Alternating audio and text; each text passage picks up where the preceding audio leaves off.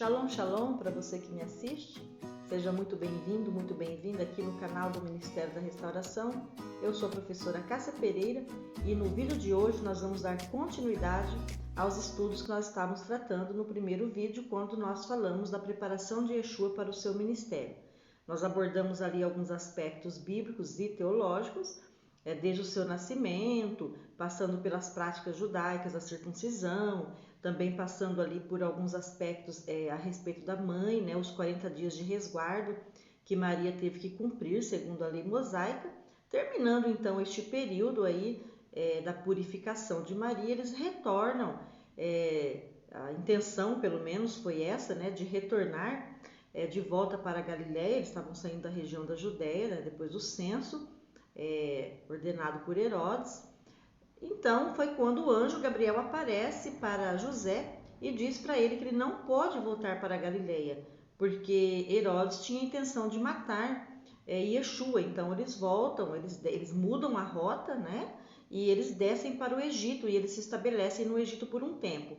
Olha, lá no Egito, na verdade, eles não ficaram tão pouco tempo, porque o contexto político e social aqui do período, o contexto histórico, se baseia em que datação, pessoal?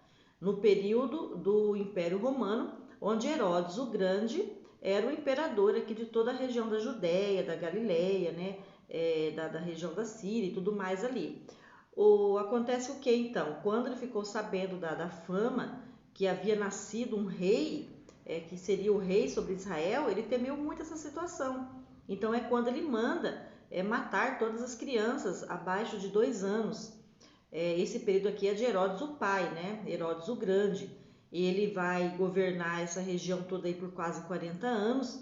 Herodes, ele vai morrer no ano 4, aproximadamente depois do nascimento de Cristo, que é quando então seu filho Herodes Antipas assume como tetrarca ali da região da Galiléia, que eu expliquei já lá no vídeo sobre a genealogia de Yeshua, né? Que depois Herodes o Grande divide o império dele naquela região em 4 partes, dando uma parte para cada filho. Herodes Antipas então herda a região da Galiléia. Quando Herodes Antipas já está governando ali nesse período, no ano 4 já depois de Cristo, José então volta, porque depois da morte de Herodes, o anjo avisa então José para voltar com Yeshua e com Maria, porque aquele que atentava contra a vida de Yeshua já havia morrido. Então, o que nós podemos fazer dessa leitura? Que Yeshua já estava aí com seus 4 anos aproximadamente de idade quando eles voltam. Então, o período que ele permaneceu no Egito não foi um período tão pequeno assim. Ele volta então para a região da Galiléia e decide se estabelecer definitivamente ali na cidade de Nazaré, onde então Yeshua vai ter uma vida como uma criança qualquer, com todas as suas habilidades infantis, não é? Com todo o cuidado que uma mãe tem, que um pai tem, né? Ele vai ir até, a Bíblia não relata muito os acontecimentos da sua infância, esse período. A data mais próxima que nós conseguimos ter ali é quando Yeshua completa então 12 anos de idade. Os pais haviam subido para Jerusalém, uma tradição judaica do período, né? Naquele tempo, todo ano, os galileus, né? Os judeus ali de toda a região, eles subiam para Jerusalém para cultuar a festa da Páscoa, o Pessar, né? Páscoa em hebraico nós falamos Pessar. Então as caravanas de todas as aldeias subiam para Jerusalém para comemorar a Páscoa. E Maria e José não foi diferente, com eles não foi diferente. Eles também subiram para Jerusalém junto com Yeshua, certo? Ficaram ali todo aquele período da preparação da Páscoa, né? Os 3 principais dias. Passada a celebração da Páscoa, eles retornam então para Nazaré com a caravana. E criança sabe como é, né? Indo de um lado para o outro, com tios, com tias, né? Com parentes ali, com primos e as outras aldeias também envolvidas. Na trajetória, então, chegando Maria dá falta de Yeshua e começa a procurar Yeshua pelo caminho ali entre as caravanas das aldeias ali, e ela não encontra o seu filho. E ela então se desespera, ela e José voltam para Jerusalém, certo? Para procurar o seu filho. Isso decorre um prazo de 3 dias, pessoal, porque era longe, tá? Eles andavam com seus com as suas mulas, não é? Com as suas carroças pesadíssimas, não é? Com todos aí os apetrechos que eram necessários aí para os seus acampamentos. Eles voltam e encontram então Yeshua no templo de Jerusalém.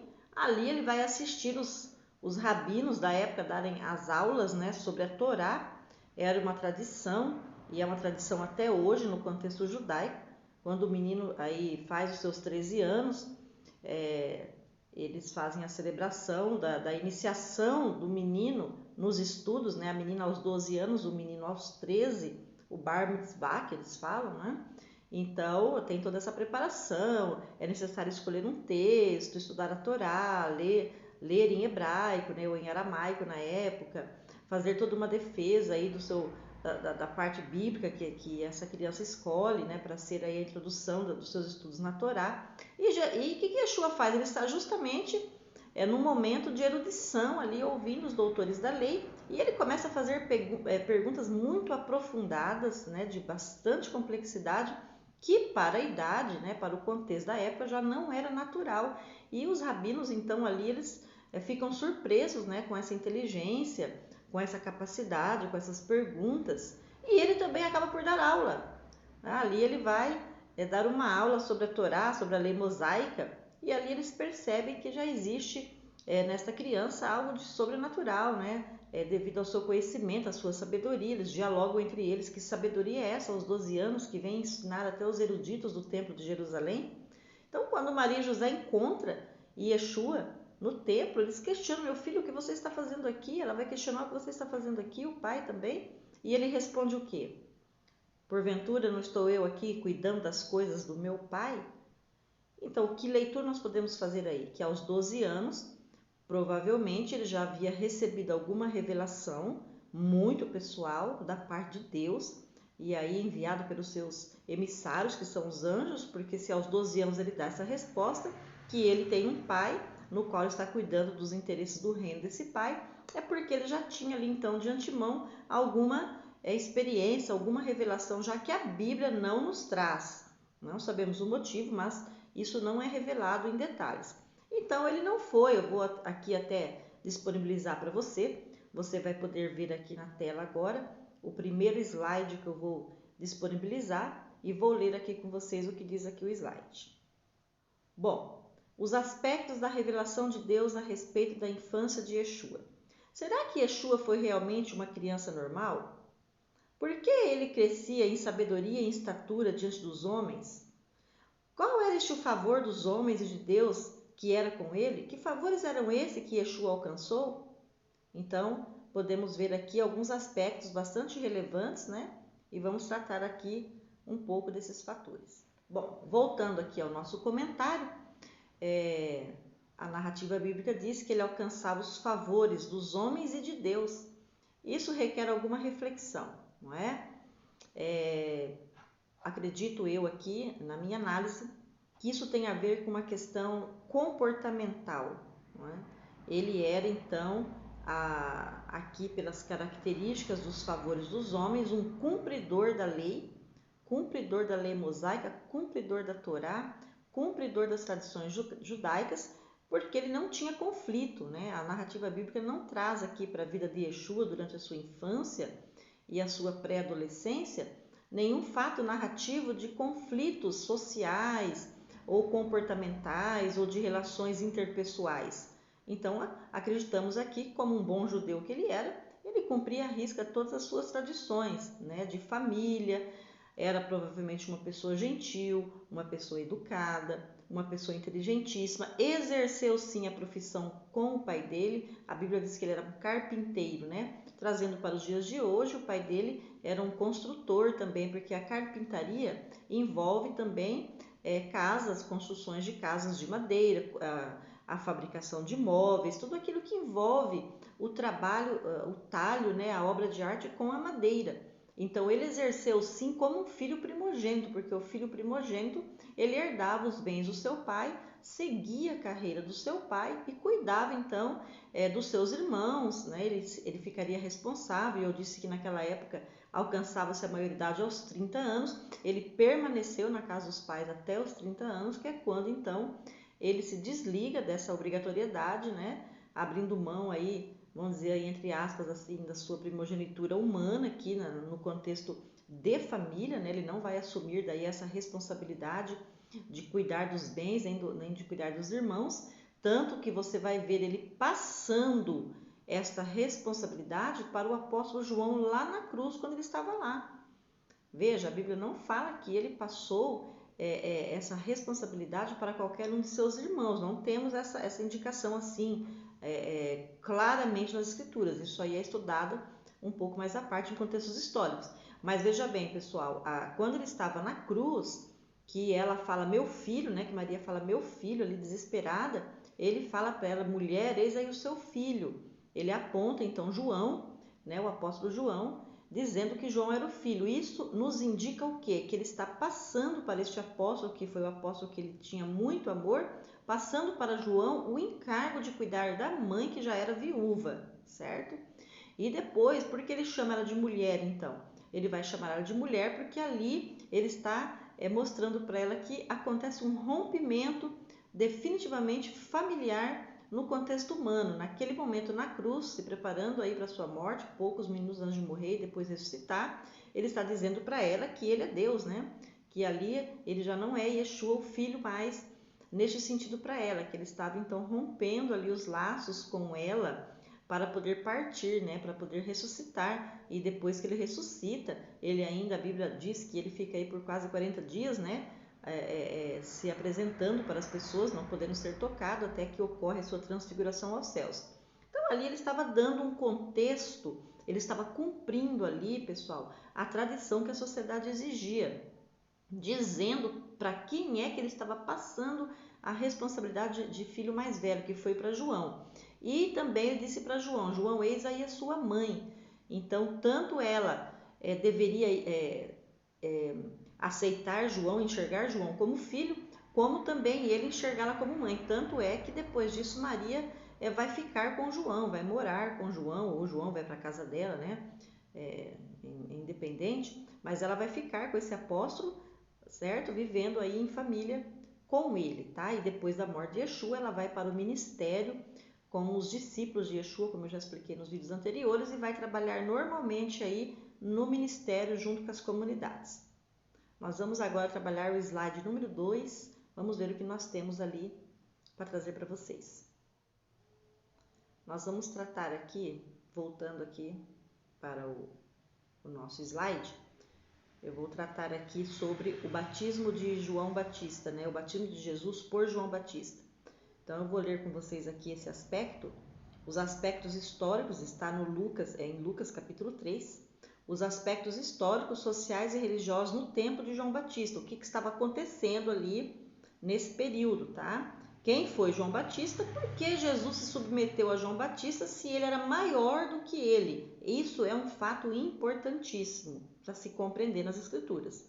E qual a simbologia da pomba? Porque quando Jesus, então, entra no Jordão e ele é batizado nas águas por João Batista, a Bíblia diz que desce uma pomba do céu, né? E era o Espírito Santo que encheu o Yeshua. O que isso quer dizer? O Espírito Santo em expressão física, em forma física, né? Para que as pessoas pudessem enxergar ali o que estava acontecendo no mundo natural, o mundo espiritual se manifestando ali, para que as pessoas pudessem ver a olho nu o que estava acontecendo. Muito interessante, eu observo essa pomba aqui, nós podemos ver aqui que na época de Noé também foi uma pomba, né, pessoal? Quando parou de chover, né, e ficou aí 7 dias sem chuva e as águas começaram a descer, aí Noé, então, ele solta primeiro o corvo, não dá resultado, depois ele solta a pomba uma vez, também não dá resultado, aí ele solta a pomba uma segunda vez, não é? E a pomba volta, então, com um raminho de oliveira no biquinho, dizendo que já estava para... Ele descobriu ali que estava para ver os picos dos montes,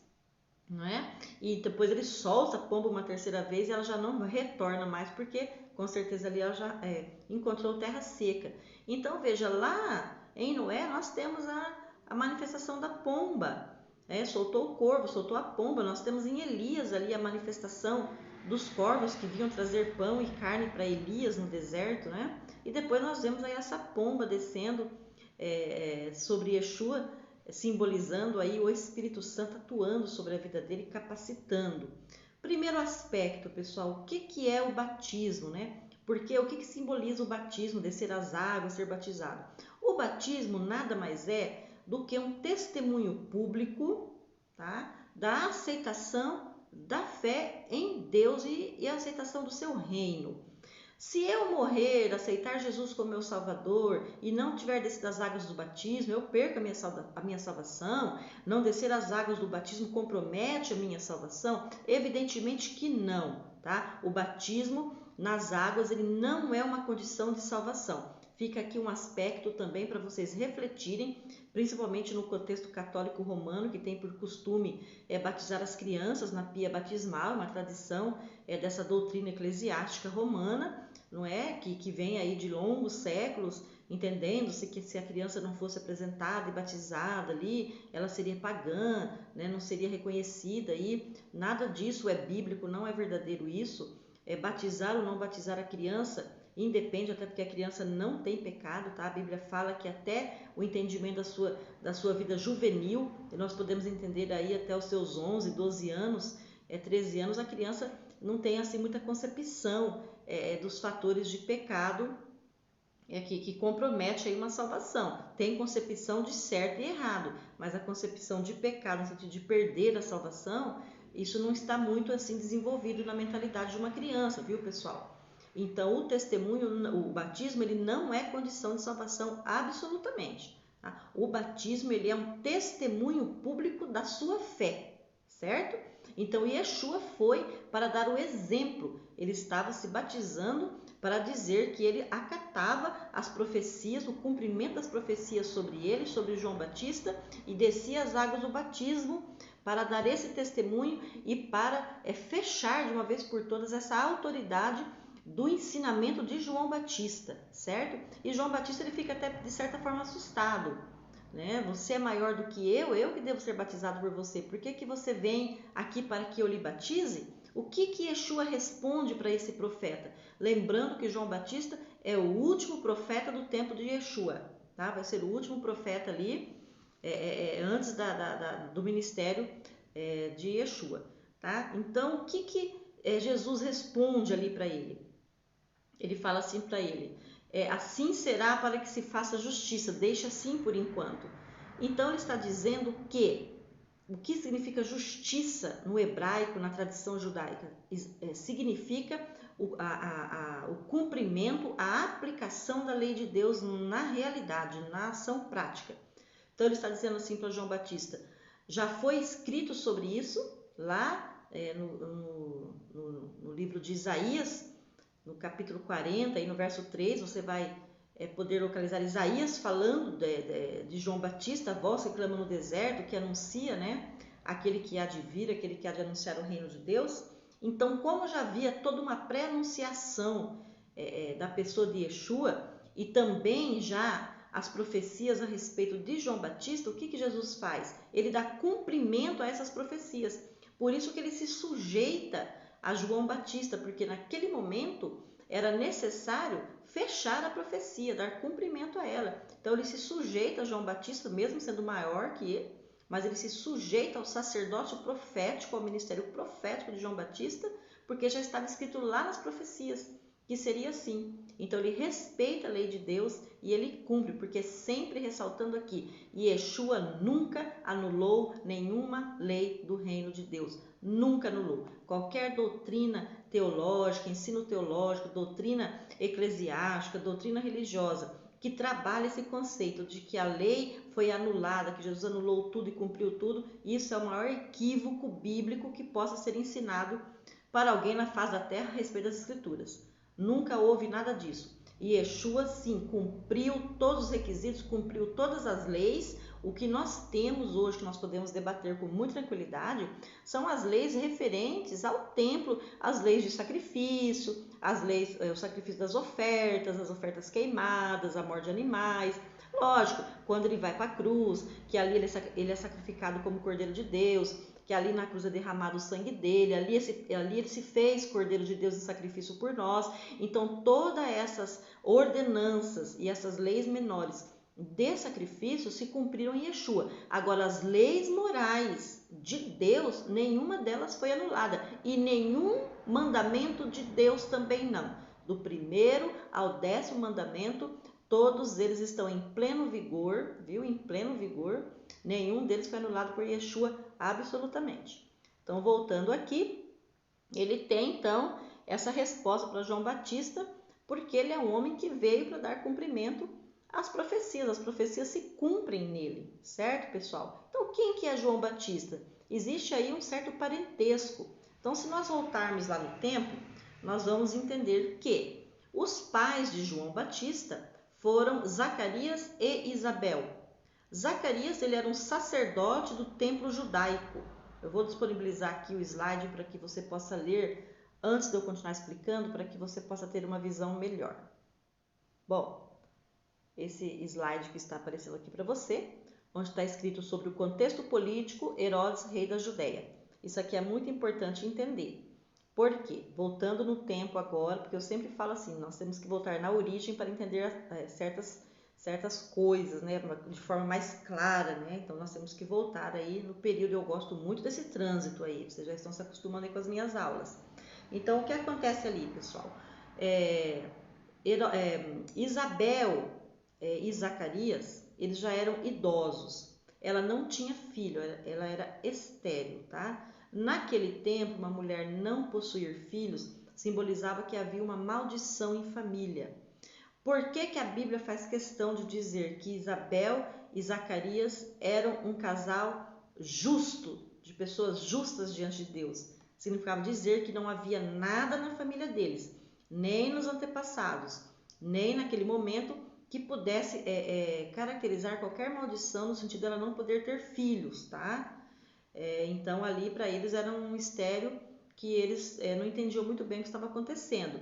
Lembrando que Isabel, a Bíblia fala muito claro dela, que Isabel é da tribo de Levi, Zacarias também é da tribo de Levi, a tribo de Levi é a tribo sacerdotal, que são os descendentes de Arão, irmão de Moisés. Moisés e Arão eram da tribo de Levi. Lembra aqueles 12 filhos de Jacó que eu já ensinei, que deram origem ao povo de Israel, né? A nação de Israel? Rúben, Simeão, Judá, Levi, né? Os 4 filhos mais velhos. Todos aqueles 12 nomes que já estão ali nos primeiros vídeos aqui do nosso canal.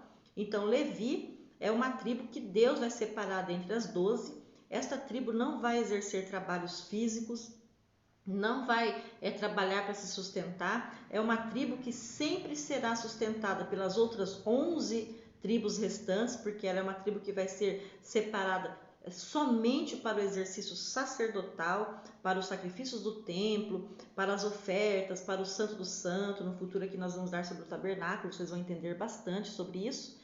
Então, no tempo de Davi, quando chega no tempo dos reis, que Davi vai organizar aí novamente o culto das tradições judaicas, das tradições do templo, certo? Da lei mosaica. Então ele vai ordenar ali, vai se equiparar de novo, vai se equipar o templo com 24 turnos. O templo de Jerusalém tinha 24 turnos de sacerdotes que trabalhavam 24 horas.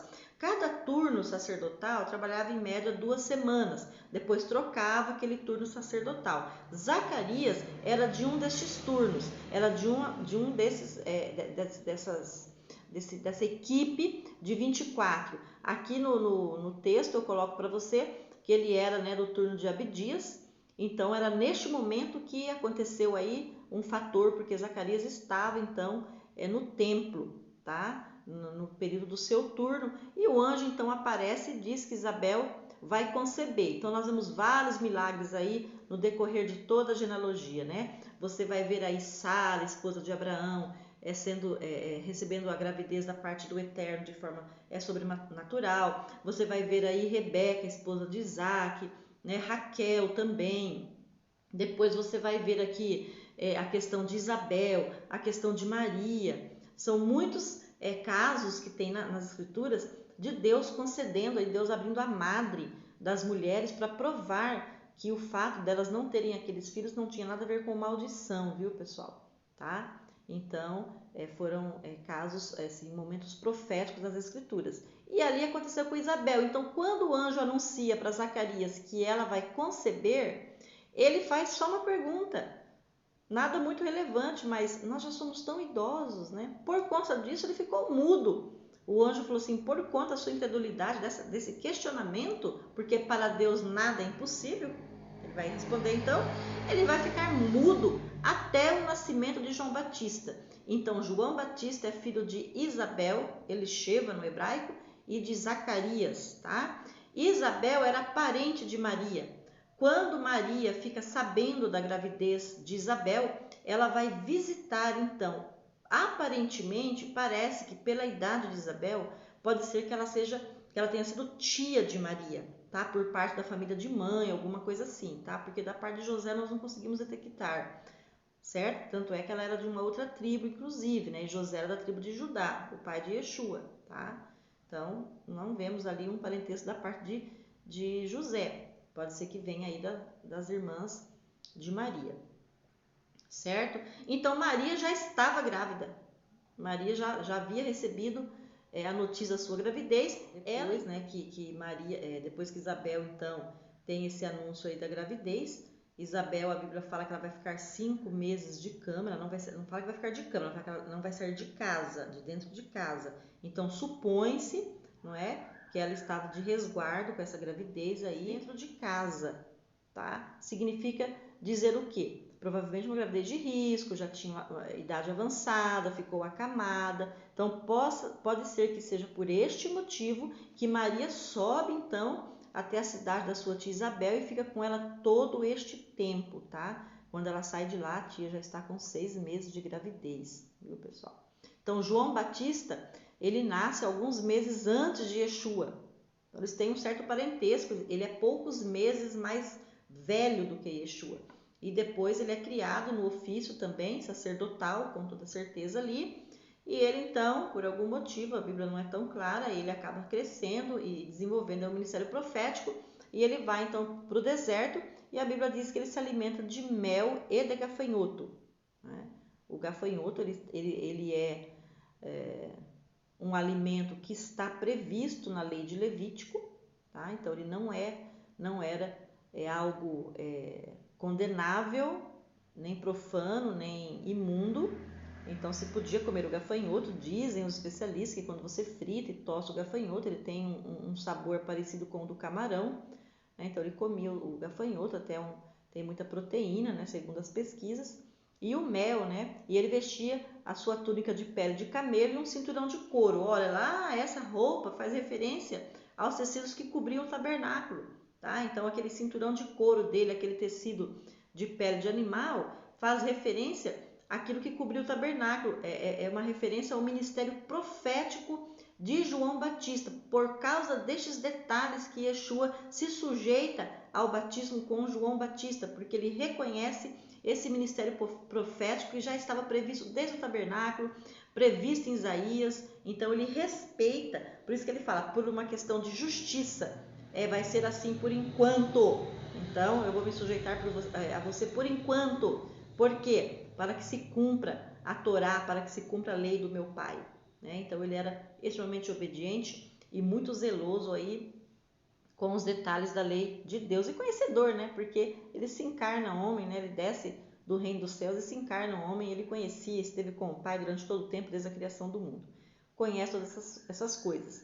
Ora, quando Isabel fica grávida de João Batista, Herodes, o pai, Herodes o Grande, ele estava vivo ainda, porque a Bíblia diz que ele morre por volta do ano 4 depois do nascimento de Cristo. Então, Isabel e Zacarias conheceram tanto Herodes o Grande, como conheceram também Herodes Antipas, o tetrarca, que foi filho dele, certo?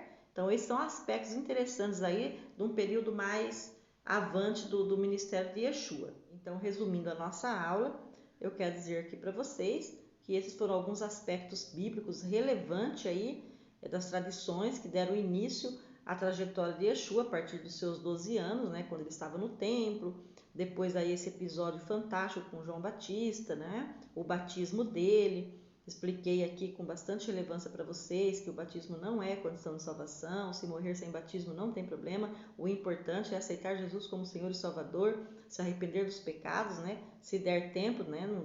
Quando uma pessoa vai morrer, se der tempo dela dizer isso, caso ela não tenha essa certeza, né, da salvação, mas o batismo não, o batismo é só testemunho, é um ato público de fé, tá? Simboliza assim, quando você se deita na água e se levanta, simboliza que o velho homem deixou de existir e começa a nascer ali um novo homem com uma nova vida, novas perspectivas, nova realidade, conhecimento de Deus, das suas leis e que tem uma vida diferente daquela que ele teve anterior. Então ele é nada mais, nada menos do que um testemunho público e Jesus cumpriu isso à risca, viu pessoal? Ele levou isso aí até o fim.